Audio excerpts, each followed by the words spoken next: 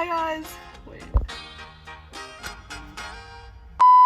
Hi guys, welcome back to my channel. Welcome to another car chat with Lexi. Today we are going to be talking all about friendships. I've been wanting to do a video on this for a while. I feel like friendships are obviously a big part of life. Everybody has them. Everybody has friendship breakups. Everybody has, I feel, long distance friendships. It's a part of life. It's a beautiful thing. God created us for relationship and to have community and stuff. But specifically today, I wanted to talk about long distance friendships because your girl cannot seem to get out of them.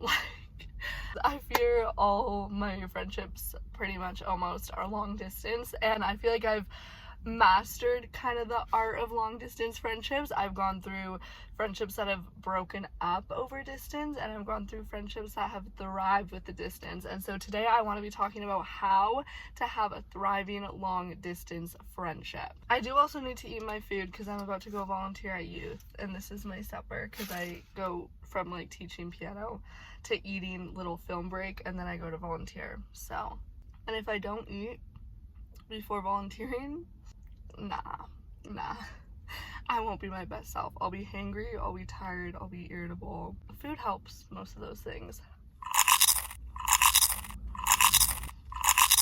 Okay, so friendships, let's talk about it.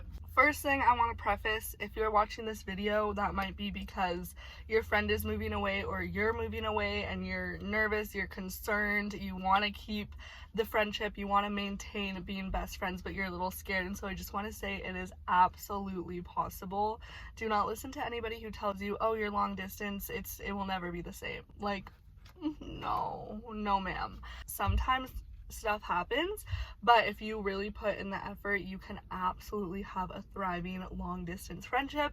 Me and my best friend in the entire world, Cameron, we have been long distance for almost 2 years now, and I feel like we've never been closer, honestly. So I want to give you some hope and let you know that you are at the right place. I'm happy that you decided to come join me. I hope some of my advice helps. Okay, number one thing is make sure you are on the same page.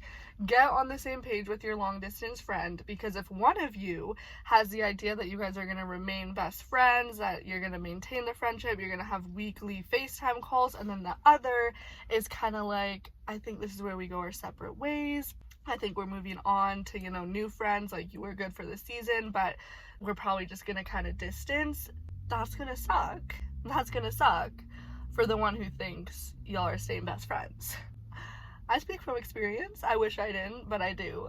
So make sure you are on the same page. Have the conversations about what it kind of looks like for you guys. Either way, it's not a bad thing if you guys do decide, yeah, we're just gonna kind of distance. That's not necessarily a bad thing. Friends come and go. Some are there for a season. It's also not a bad thing to want to maintain that. Second thing, now that you're on the same page, is being intentional. Something my pastor always says, and I love it so much, don't just have good intentions, be intentional. Like, hello?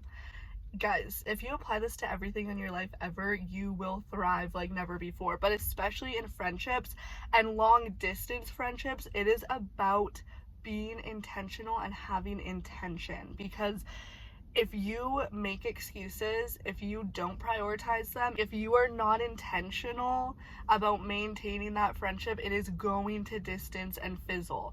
Distancing is already a thing in friendships. Make it long distance. It's so much easier to get into a routine without them that doesn't involve them, because you're doing other things, hanging out with other people, that in order to keep a strong friendship with distance, you just need to be intentional. Like I said, no making excuses. You might be really tired from a day at work or college or whatever it is, but be intentional and still FaceTime them anyways. Stick to the routines that you've set, stick to the plans that you've made to go see them, plan to go visit them. Like, everything just needs to have intention, and you guys both need to be on the same page. Otherwise, again, it'll suck if someone's making a lot of effort and it's not reciprocated. Now, some practical things. Number 3, plan a time to see them and let that be your motivator.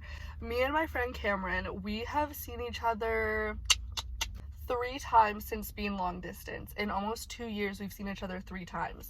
So that's not a ton, but it's also like a good amount because it kept us, I guess, excited for something to come. Like every time that we said bye and it hurt and it sucked, we had a plan in action.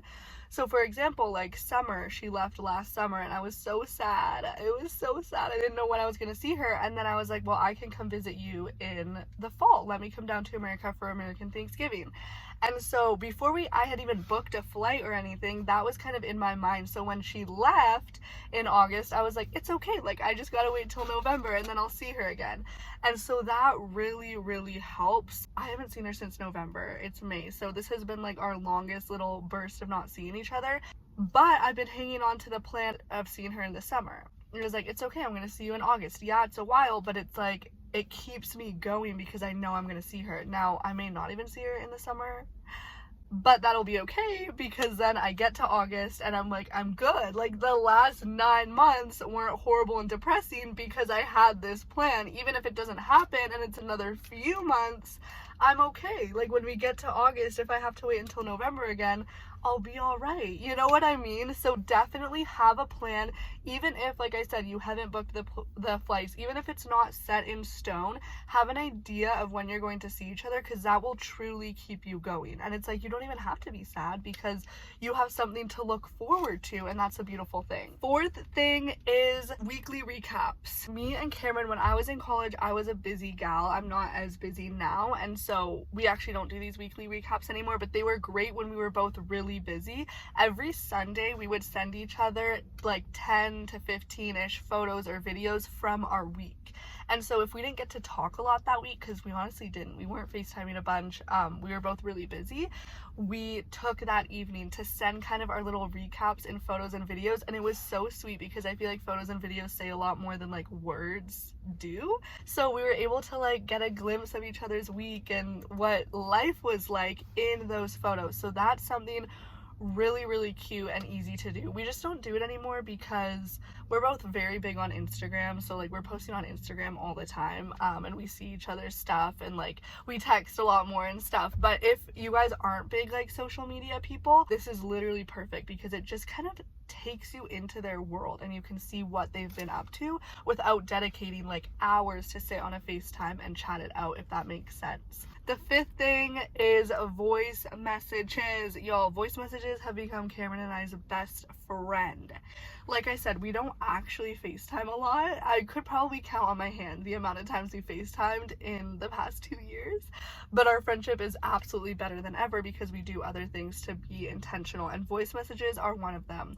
I literally love listening to her podcast. We joke that they're like each other's podcasts, so I'll listen to her like 15-minute voice message in the car and vice versa. It's become so fun, and one of the favorite parts of like my days and weeks is listening to her little podcast. So I definitely recommend voice messages if you can't always be FaceTiming. And then the very last thing I'm gonna add in here, because we are both Christians, we both love the Lord. If you guys are also Christians and wanting to like dive more into your faith with your friend, this can apply to any relationship, but something that has truly helped us, because I'm not lying when I say I've never felt closer to her.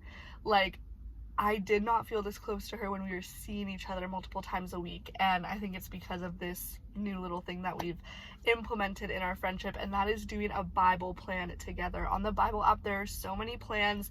We just kind of chat about like what we're struggling with and then find a plan that talks about that and goes through that, and it's amazing because we get to have a little devotional, read some verses, and then we get to talk it over in like the Bible app. It has a section to like talk and get each other's thoughts.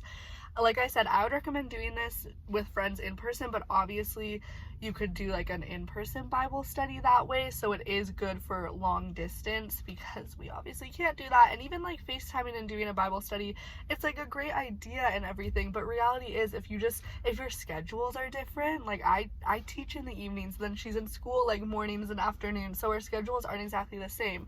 So this is a really great compromise and a great way to kind of hear each other's thoughts, grow in your faith together without necessarily having to be on a FaceTime call and carve hours out of your day, because I know we're busy people. With the time changes too, it doesn't always work out. I'm a night owl, she's like a morning person, so we've really had to navigate, but I can confidently say that we are bestest friends. She will be my maid of honor unless she decides to like be dumb. And yeah, I just love her and our friendship, and this is coming from someone who has had long distance friendships who haven't worked and had them who have, and I'm just sharing with you kind of the difference in those friendships and what I do in our friendship to help it absolutely thrive. I hope you guys enjoyed this video. If you did, please give it a thumbs up, subscribe for more content like this, comment down below what other topics you want me to talk about, and I will see you in my next video. Bye.